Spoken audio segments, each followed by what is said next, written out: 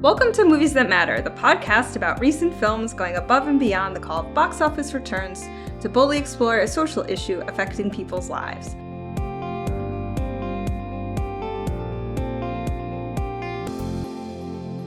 I'm Nicole Finari. And I'm Garret Schellenhammer.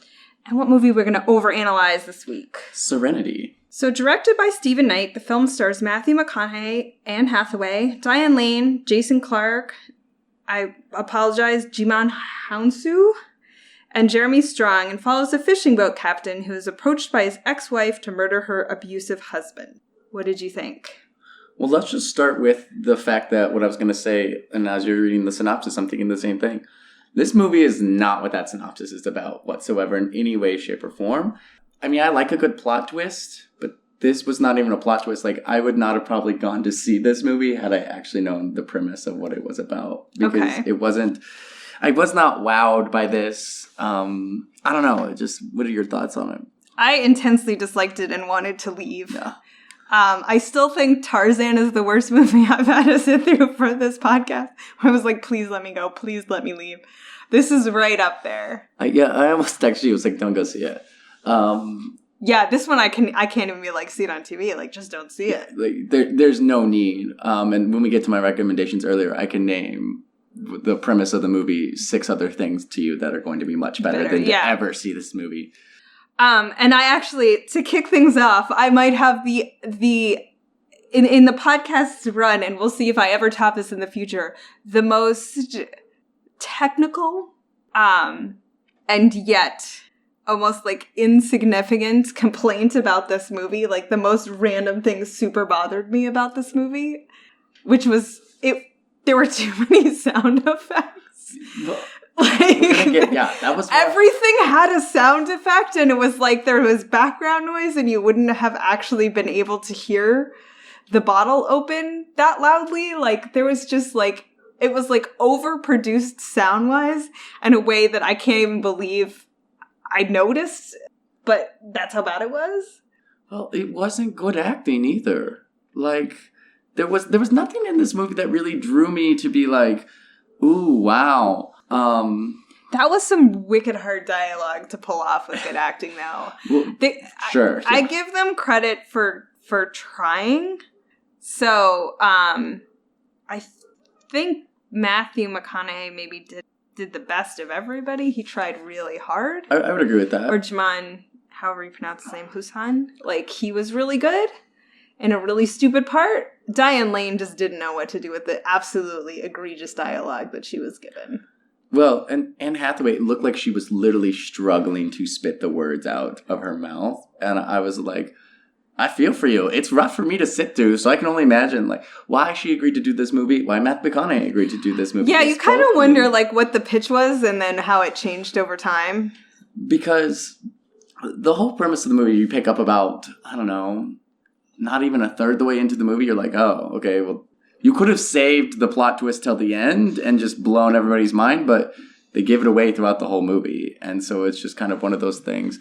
Premise, everybody, is a kid is escaping, introverting into himself, highly intelligent, develops a computer program to escape the reality of his stepfather beating his mother, and develops a game called Catch the Fish, where he compulses this, character to catch a fish based on his dad who died in Iraq. If you're already confused, don't worry, so are we. Well, because none of it hangs together. So can we just, talk about the world building of this game that is supposedly written by a 13-year-old boy that has his dad as basically a prostitute? Like, he's actually called a hooker at one point in the movie, and he definitely sleeps with the woman and gets paid for it. And I'm like, why would a kid write that into a computer program with his dad as the main character? Well, and I see, and that's where I don't know if he actually did write that in. And that will get to my point about, we're going to go to a little bit of an AI discussion here in a bit, in consciousness. Yes. But no, it's very... On the surface level, the kid has, designed 3 games, Catch the Cat, Find the Fish, and something else. Which all are pretty easy programming games, and the game on his computer screen looks very graphic based, very childish looking, but it goes into this deeper level of these video game characters have developed AI consciousness, and they're like stuck living in this world continuously, but bound by the rules of the game. Which is an extremely old conceit. Like, Yeah. And this isn't even the originator, but there are like Twilight Zones from the 60s that covered this topic. Like, this is not, we're not mining anything new in the world of sci-fi on that front. Yeah. And the whole point is the kid is trying to complete the game. If he gets the character to complete the game, he's writing code throughout the whole movie. You see him writing code. If he gets the character to complete the game, then he gets the courage he needs to go and kill his stepfather from stopping to abuse his mother. It's all so baffling, like, because it's disjointed. I got whiplash from trying to follow their camera movements of just, like, flowing across the screen, fly back. Like, the best shot I thought was the whole movie is when he was about to jump into the ocean and it panned him. It did a spinning panorama of Matthew McConaughey in, like, different lights. And it was, if you look at the clouds, it was like running binary. So that was a cool little like nod to like an Easter egg in the movie. But that was the best thing I could say about the camera angle. Like it was so bad, guys. I would not see this movie. And then the panorama around him when the like world is being apart was like janky. It was like literally disjointed. It wasn't a smooth circle. It kept like stop starting as if their post-production like failed on their CGI. It was like, what's happening? I've never seen this happen before so terribly in a movie. It reminded me of, when 3D was just starting to come out real big. And the last Harry Potter installment came out in 3D. And basically, when Voldemort dies, his face like peels away super awkwardly. And you're just like, okay, that was only for a 3D effect.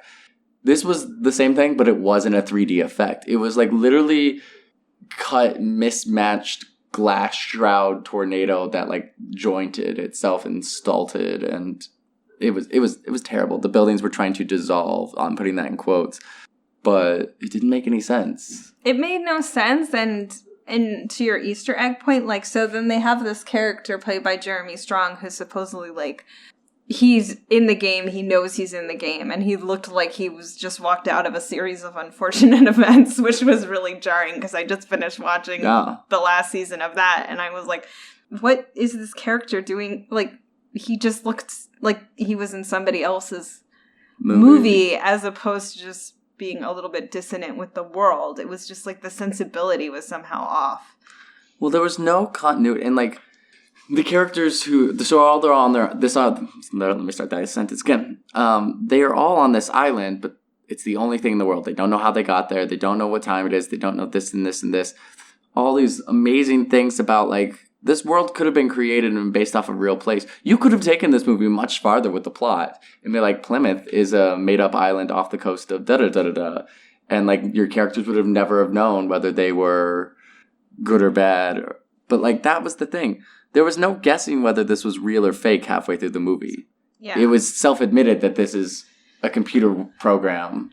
And it was kind of just like, well, what's the point? Keep me guessing. Give me a Shutter Island at the very end of the movie. I don't know if this movie is real or if it's in his mind. An Inception. Like, is this actually happen? Is the top spinning or is it not? Like, give me something with an edge of thrill. But this movie didn't. It just literally told you the plot. Like, yeah, you're all in a video game. You're compelled by the rules. And then it's like, these characters are developing AI consciousness inside the game, and that's all that really matters. And you were kind of like, but they're not developing consciousness. One's whole point in the whole movie is to have sex with a man. That was what she was created for. Yeah. Another is like an old drinking, fisherman, bad metaphor for just like, hey, this is going to be you. Like in a bar, there's an old fisherman who never caught his fish, like to motivate this guy. None of it like fit together. And there was unnecessary, like, violence and unnecessary kind of... the whole thing was about abuse, but when I mean unnecessary violence, this man, like, was psychotic and, like, was beating his wife senseless because she got a scratch on her leg from a cat. And we know that actually does happen, and we don't want to take away from any survivors out there. But the unnecessary violence that was expressed for no reason, it didn't show us that he was abusive and alcoholic. It just mentioned he was. And so we never really got to see any development. There was no depth to this movie. It was all very superficial the entire way through. Well, and also, I mean, it doesn't, to that end, like, you know, you talk about the cycle of abuse and you talk about how hard it is to escape, you know, domestic violence in that way is because, like, somebody is not abusive 100% of the time. Like, they know how to, like, turn on the charm and keep you back and keep you convinced that maybe they can change and this time it's going to be different. Like, it isn't actually that. I mean, morally, it's black and white. I'll give you that. I would never quibble that. There's no reason to hit somebody. But practically, it's not just like, oh, he's a monster and he's a jerk to everybody. Like, a lot of times, one of the reasons that domestic abuse goes unspoken is because the person is frequently like a pillar of their community. Like, everybody thinks they're so nice and charming. They can't possibly believe this person would beat his wife. You know what I mean? Like, so it doesn't, by setting it up that way, like, that doesn't really, I think it kind of does a disservice. Like, it doesn't really show the subtlety of how domestic violence works in that sense either. Yeah, I thought it was a ploy to kind of cover up, like, a minor plot. And I didn't really enjoy the fact that I wanted to speak on that too. It didn't give enough. If we're going to talk about abuse and we're going to make a whole movie around the premise of he's going to kill his stepfather for abusing his mom, like, we didn't talk about the abuse at all. We only talked about the fabricated abuse in the video game. And we never actually got to, like, the kid, you know, locks himself in his room. And there are some, like, the kid is highly intelligent. And it's undetermined if he has mental illness or not. Or there's nothing about this kid that we know other than the end of the movie. There's a 1 minute. He's very brilliant. He created this video game. He hasn't talked to anybody since he stabbed his stepfather. But it's just one of those. There was no actual, like, hey, let's talk about domestic violence. Like, let's talk about what this kid is going through. Let's talk about how it must be and how his mother is sacrificing herself night after night to be beaten so that so the stepfather won't beat the child. Like, none of that. It was all missed. It was a great opportunity. You could have cut the movie down for the video game to be like 3/4 of the movie, and then showed us the actual going-ons with his stepfather and his mother and him and how their interactions are and, like, why he retreats, or even half the video game here, half the real life here, kind of cut me back and forth. But it didn't, and it resolves within 2 minutes at the end of the movie. And I want to get to that in a second, like, in terms of what we're supposed to make of the ending. But I think one of the problems with the movies, too, is because it was so poorly done. I definitely did have moments where, like, I kept thinking, what flag is that? I don't recognize that flag. But, like, I'm not an expert on flags, and we all know I'm terrible at geography, so I let it go. So, like, there were moments where you think, hey, that doesn't make sense. But the movie is so bad, poorly done. Like, I wasn't looking. Like, they were there. There were intentional things that they tried to do to create a little bit of dissonance, so to, like, foreshadow what was coming. But, like, the movie was so terrible, you just sort of chalked it up to them really not thinking this through. So, like, it all passed you by. Yeah. Like, and they really didn't know how to plant those Easter eggs, as you kind of alluded to before, like how to show, like, the seams of the world, yeah, like, kind of being exposed. And see, like, and what really did it for me, like, kind of gave it away almost instantaneously, was the radio. The radio played. I didn't think much of the radio when it first played, and then it played a second time, and it played the same message. This is Plymouth Radio, only serving Plymouth Island and the rest of the ocean. And so I was kind of like, well, that's weird. Like, it's not like this movie is set in the 50s. It's set in present day. So I was like, well, that doesn't seem right. Like, why would a radio, like, so there... Right. Then I was like, I noticed, I was like, wow, it seems like the radio's talking just to him. But then my mind was like, man, this movie's terrible. Like, yeah, but it could have... Like, I didn't see it coming because like, it was too easy to chalk it up to, like, how bad the rest of it was. It could have been a great setup for a plot. Like, I mean, you could have kept us guessing and not told us whether this was real life or not till the end of the movie. And I would have been like, whoa, did this actually happen? Are these video game characters becoming sentient, getting AI?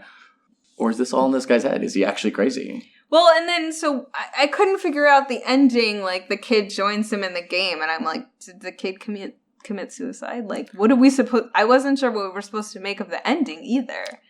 I didn't take it as suicide, but I took it as he rewrote himself into the game. So you just created, like, a him avatar in the game. Yeah, it just shut down completely, which could be a good metaphor for suicide, to be with his dad. Because the whole thing is Matthew McConaughey is this kid's father who died in Iraq, and a war hero. And so he creates the avatar based off of him. But he gives the character of his dad qualities his dad never had. He turns his dad into a drunk.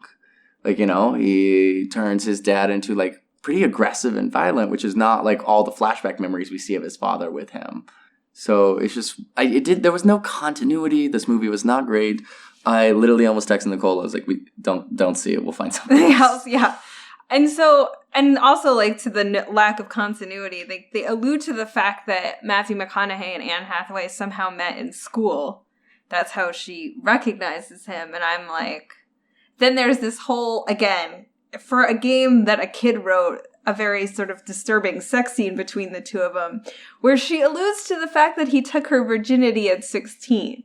Yeah. The problem with that is he's 13 years older than her. So I'm like, so you're now telling me this character as a 29-year-old, like, slept with this 16-year-old. I'm like, their age difference was so far off the mark in a movie that had Diane Lane in it. And I was like, why did you make them so, like, her so much younger, or him? So either way you wanted to play it, like. And to think about that. So her kid is 13 in this movie. So, or 12, 13. I can't remember exactly how old he is. But he's created this game based on their much younger past lives, too. And it's just, there's so many more questions I walk away with, because, one, it gets into the thing, did the kid create the game, or did the character start to become sentient in the game? And has this game been cycling and cycling and cycling like this, and he just can't remember it? That he's been living this game forever and never caught this fish. Because we saw, 2 days worth of the game, or 3 days worth of the game. The whole movie takes place over the course of, reality, it takes place over the course of, like, one night with the kid writing this video game. But it takes place in the movie for 3 days. The game itself, it's super confusing. But it just didn't, the sound was overbearing. The writing was terrible. Oh, that dialogue was... The mysterious, the trailer makes it look way different than what it is. I was, like, expecting a nice kind of thriller, like... Film. They try to add film noir elements that fall so completely flat, it's not even funny. Like, they just look comical, Yeah. And then it goes back to, I've said this before, like, sci-fi fantasy is hard. It's really challenging to invent a whole new world. But we've seen this before. Right. But you have to get it all right. Mm-hmm. Like, it all has to connect up. And this movie just didn't put any real thought into how this game was going to function. And because so then... that's the problem. Because the kid is smart and knew how to code, which is great. I think we should all be teaching coding these days. Kids are learning it in school now instead of typing. I think coding is great. Everyone should learn coding at some point in their life. I wish I knew how to code. It will be our future. But... Pro tip, if you think my tweets all sound alike, it's because I wrote a program to automate our tweets. Coding will be Coding our is great. But this kid is smart, but doesn't have the emotion to write the game. And, like, that's why the dialogue is bad. It literally is like, I felt like the script was written by a 13-year-old child who doesn't know complexity, who doesn't know emotions. And, like, that doesn't work for me, because if they're becoming sentient beings in this AI game, I want them to be, like, better than their creator. If they're becoming, that would have been a better balance if they had actually become above their roles in their games. And, Matthew McConaughey is the only one who kind of questions his role in the game and then just accepts it. Like, there's no internal struggle, internal protest. He's kind of just like, mad about it. I'm in a game. Okay, I actually believe it, except now I'm going to kill this guy. Yeah. No, I'm a real boy. Moral quandaries for him. Right. Which I want to get into, but I think like what the movie is trying to do, again, largely unsuccessfully, is the sort of theme of the movie is this moral quandary of, is it okay for the kid, or, you know, the movie spends all the time focusing on, you know, Matthew McConaughey's character. And the plot line is his ex-wife comes to him and says, I can't leave my abusive husband. You have to take him out on the boat and kill him. And there's a whole lot of discussion from different people in the movie as to whether or not it's okay for him to kill this man because he beats his wife. Ex-wife, yeah. Well, the man is his. Yeah. So, and then, you know, it sort of, then you realize this is all leading up to sort of the kid deciding whether or not it's okay for him to kill his stepfather. And I don't feel there was any real depth to that. Right. So, but we didn't even know if, like... Because once you decide the kid's it's a game, the then... game. Yeah. Like, so he decides whether he kills him or not. Yeah, and I was like, I don't... You know, you have one, I mean, the most, again, poorly written, thinly veiled. You have one character that says, you know, God decides who lives or dies. And that's like the only person who has any kind of argument as to why he shouldn't kill this guy. Like, and I'm like, that's all you can throw at this issue is God decides? Like. Well, and Anne Hathaway's character is very insistent. Not just like, hey, let me make you this offer, you accept it or not. But pushes to an unbelievable, like, so the man who was like, God will decide, tried to take temptation out of Matthew McConaughey's hands and have the abuser in the game beaten up the night before so he can't go out fishing, so he can't dump him off the boat. And then Anne Hathaway's like, no, it's fine, honey. You have a broken hand and, like, swollen head and, like, you're in pain. Let's give you pills and take you out fishing with a broken hand. Like, it wasn't believable to me. Like... Well, and then they again muddy the waters by making money part of the deal. So it's like, if this is a morally correct act, then he doesn't need to get paid for it, right? Right. Like, so now she's made him, you know, an assassin, like a killer for hire, which is very different than saying, like, rescue me from this. Or rescue your son. If you're not going to do it for me, do it for your son. Yeah, and so it's like, okay, you've changed the morality of the scenario by introducing money. Although, again, he's a hooker, so obviously, like, whoever wrote this movie, like, doesn't feel that economics has any, like, muddies any moral waters, I guess, like, which I do not agree with on the face of it, or... It's just, you're sitting there, and... You're like, oh, maybe it'll get better. And, like, you keep thinking that because you're like, it's not the worst movie I've ever seen. But you're sitting there like, well, Matthew McConaughey would not do a bad movie. Like, I kept trying to rationalize with myself. Matthew McConaughey would not do a bad movie. But I was like, when it started to become AI, I was kind of like, oh, isn't this the plot of Interstellar, which you were already in, Matthew McConaughey? Like, you know what I mean? Like, it became this point where it's just like, okay, I've done this with you before. But you didn't have any depth as your character. Not that the writing allowed for it, but, like, while I do think he was the best actor there, like, he was just mad and angry the whole movie.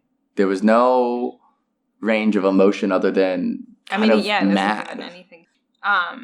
So yeah, like, I felt like if the movie was trying to make a deeper point about the morality of vengeance or vigilantism or whatever. Justice. Justice. How could I forget? Justice the fish is named Fish Justice. So, like, and I'm like, it didn't really know how to explore that moral quandary in any real substantial kind of way. And, you know, like, I remember I was having this discussion like a very, very, very long time ago, and my dad used to work with domestic abusers, and he was just like, there has to be some kind of, like, preemptive self-defense law, like, for women, because there are men, and they will tell you, like, if you leave me, I will kill you. I will do anything I can to kill you. And, like, you know, the vast majority of women are killed by domestic partners. And it's like, he's like, there's got to be a way that you can just take them out ahead of time. Like, they're coming for you. And, you know, the Jennifer Lopez movie about that, like, you know, like, that is it's not, you know, our laws are not set up to protect women in this way. Like, restraining orders don't prevent anything, you know, domestic violence. We talked about this on Book of Henry. Like, half of the police force are domestic abusers themselves. Like, you can't rely on them to protect anybody. But paying your ex-husband to do it, like... It basically took a twisted role on domestic violence, and so now I felt like it gave abusers an enabled to be like, oh, look, I'm not that bad. Yeah. Or, oh, so you're going to have me killed now. You know what I mean? Like, it wasn't a realistic, and it didn't do anything to help people who are in domestic violence situations. And I was kind of like, you missed a boat there. You had 2 big actors in this movie. I mean, you had some good names, but you had 2 really big actors and actress, Anne Hathaway and Matthew McConaughey. You could have really done some good work and put in some good effort to talk about domestic violence and, like, had them have a conversation about, like, I know this is morally wrong. I don't know what to do. Like, walk me through the cycle. He's nice. He's not nice. You know, he abuses me.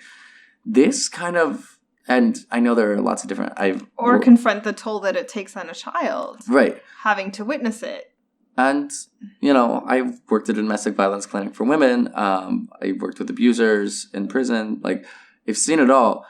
People are going to laugh at this movie and be like, this is not even close to real life or realism. And it's not doing any good. And it's not that it was doing bad, but it wasn't helping at all. And especially with a sensitive topic like this, you want to make sure you're doing what you can to contribute something. I think it does do bad, though. I would disagree with you a little bit there in terms of unfortunately, like, there's a ton of victim blaming already. Like, why doesn't she just leave? Like, why would she stay with this guy? And, like, I guess her agency is trying to hire somebody else to take care of the problem for her.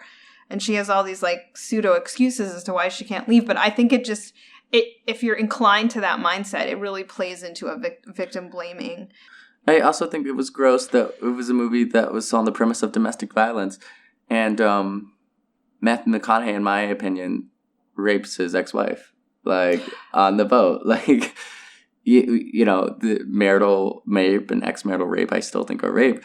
But she's trying to convince him, so she's... Plus the statutory that's already implied, yeah.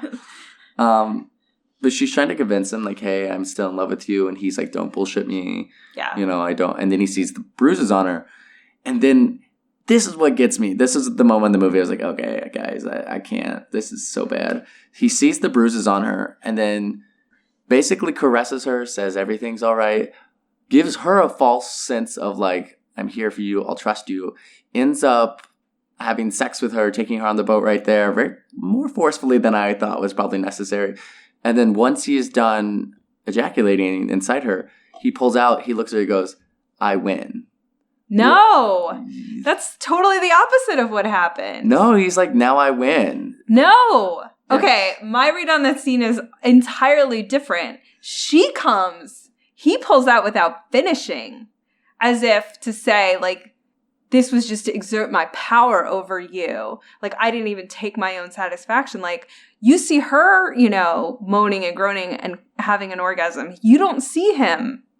Oh, see, I felt like he ejaculated inside No, I felt he denied her his essence. And, like, that was his thing of, like, I like... He did say the line, I win. Yes.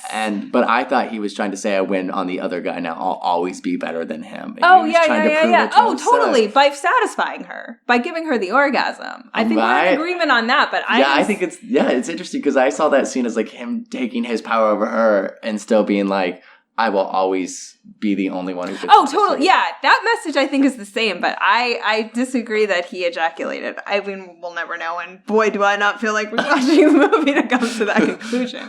If anybody unfortunately saw this movie with us, like, please feel free to comment. But yeah, and again, I'm glad you brought that up because that made me crazy. You're talking about a woman who's basically been raped repeatedly through her marriage, and then another man, like, very roughly takes her, you know, and I'm like, she could just flip that switch. Like, she has no trauma or PTSD or, like, it just, and she's just like, oh, now I feel totally sexual. And I just was like, certainly not an expert on this, but I was just like, I don't feel like it works that way. Like, you can't have survived all those years of abuse and then the minute, like, and you just, like, it's so easy to be in touch with your sexuality that way when it's been, like, when you've been denied it for so long. Like, that did not, I was like, this is stupid. It didn't read for me, but that's it. I see how you, yeah. I think it's interesting how we disagree, and that could be both of our own bias and prejudice, but that's actually not what I'm going to think about most about that movie is like, was it about him taking power or was it about him giving power in that moment? Oh, no, it was definitely him asserting dominance. It's the form of dominance that he's asserting. Just because you assert dominance doesn't mean you have to take power. Okay. That's a whole conversation we can have at another time, I'm sure.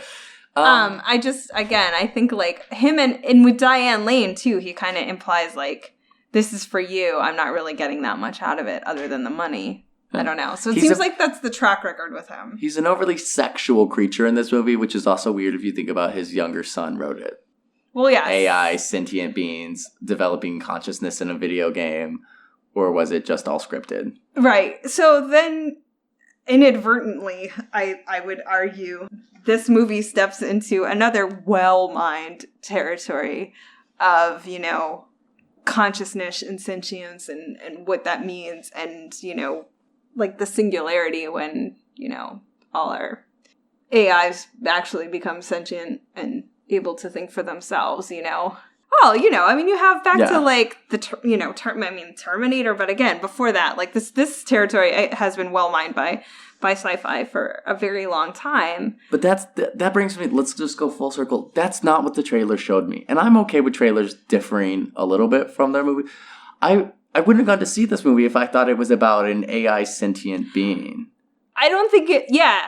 So I want to address that on 2 points. Like, I think one of the best things I ever heard, so very long time ago, it was early on in Sandra Bullock's career when they asked her about a movie that was kind of a misstep for her.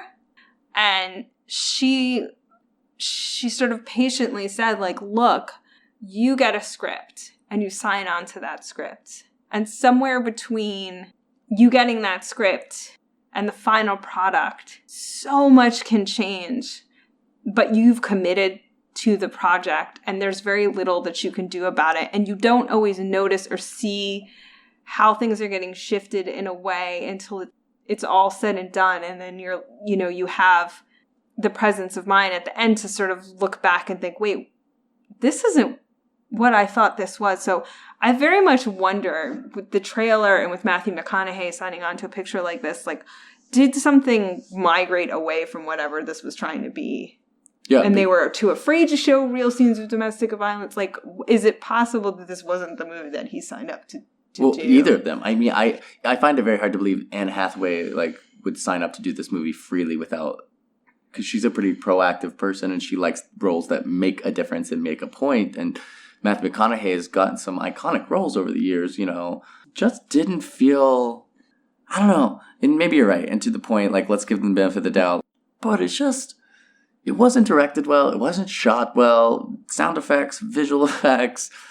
The script was probably the worst thing in the whole. Like, none of that would have mattered if it was really well written. Right. Some of it was just unpalpable to digest. Like, the verbiage that came out of people's mouths. I was just like, what? Nobody talks like that. Even in a game. Like, it wasn't robotic either. It was just, like, bad writing.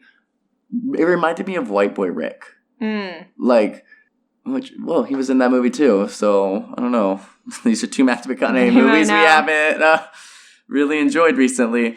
But at least in White Boy Rick, I saw him be a very versatile actor. We talked about how good his acting was in that movie. This one, he didn't have anything to act on because there was no...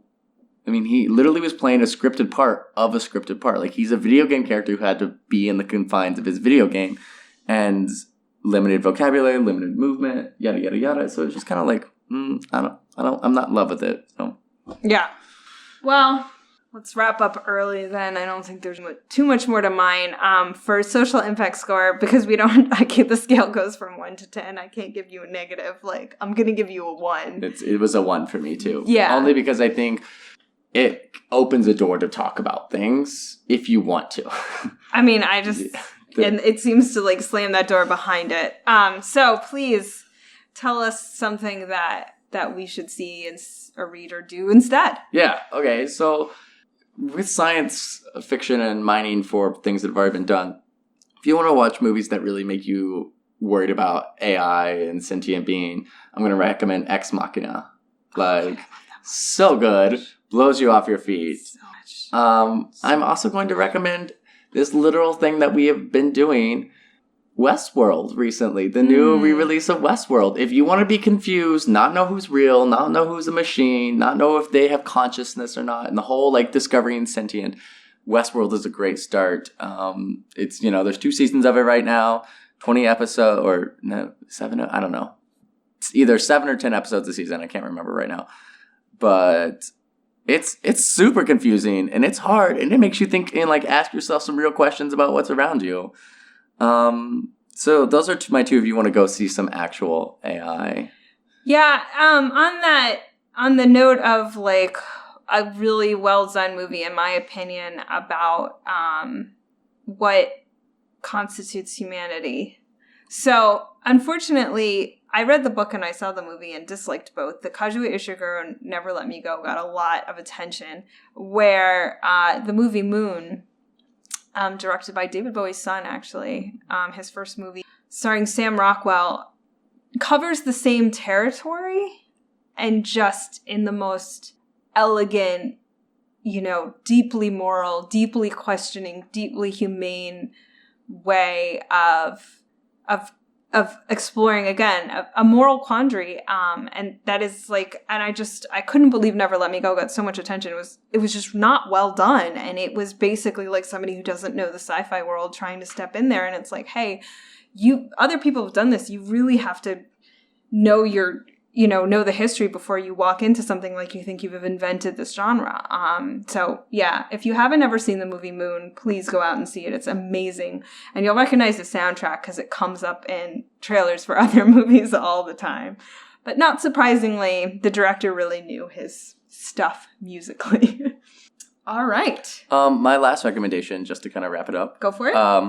And this is not a recommendation just as much as a resource, because this movie might trigger people because of the domestic violence.